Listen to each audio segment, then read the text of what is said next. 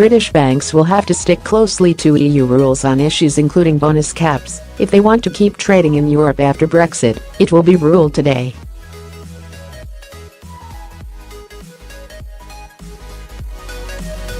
The European Commission is due to set out its terms for allowing the City of London to continue as the EU's leading financial centre after Brexit.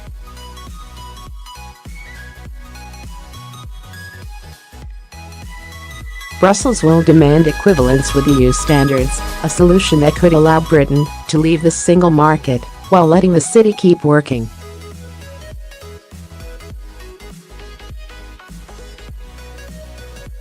In return, the Bank of England signalled today it would allow European banks to carry on in London without setting up a new subsidiary, even if there is no Brexit deal.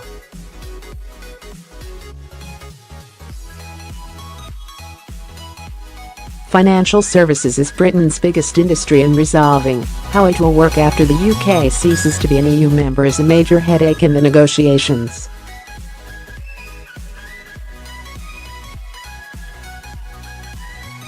The outline of an agreement emerged today despite warnings yesterday from EU negotiator Michel Barnier that no EU trade deal model covers financial services.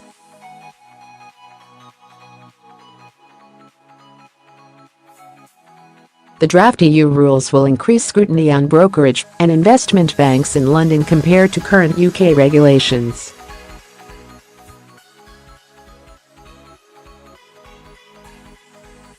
British banks would also have to observe EU rules on bankers' bonus pay, something which was bitterly opposed by George Osborne as Chancellor and could have been a target for being scrapped by Brexiteers.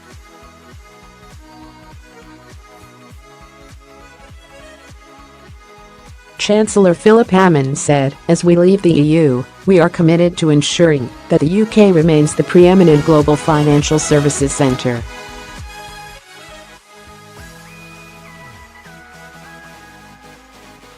"I am confident that we will agree a deep and special partnership for the future with the EU 27, and that we will soon finalise the terms of an implementation period that will provide continuity as we move to that new partnership."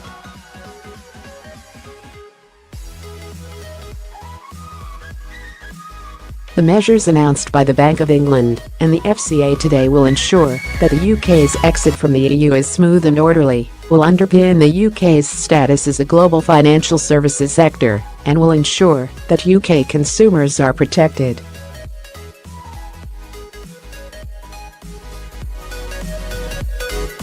The plan, seen by the Financial Times, says there is a need to update the regulatory architecture in the EU to address the pivotal role played by UK investment firms in this area to date and the decision of the UK to withdraw from the Union.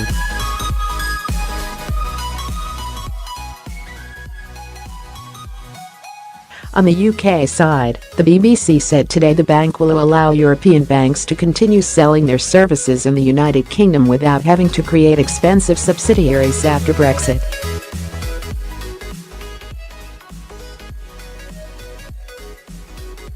If confirmed, it would mean European banks offering wholesale services would not face new hurdles to operating in London, which vies with New York for the title of the world's financial capital.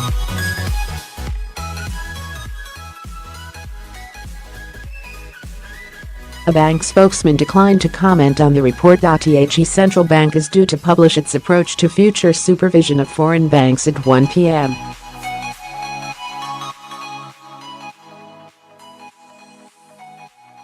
The BBC quoted unidentified government and industry sources as saying they supported the decision.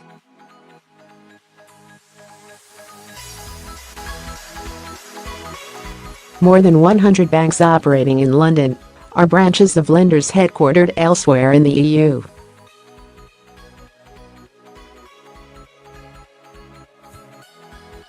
Currently, they operate in Britain under EU passporting rules which are due to expire when Britain leaves the bloc in March 2019.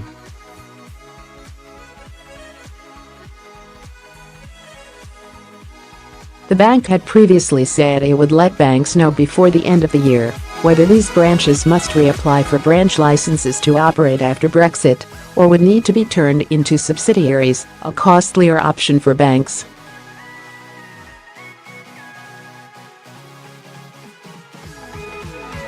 Switching from being a branch to a subsidiary means having to build up buffers of capital and cash locally.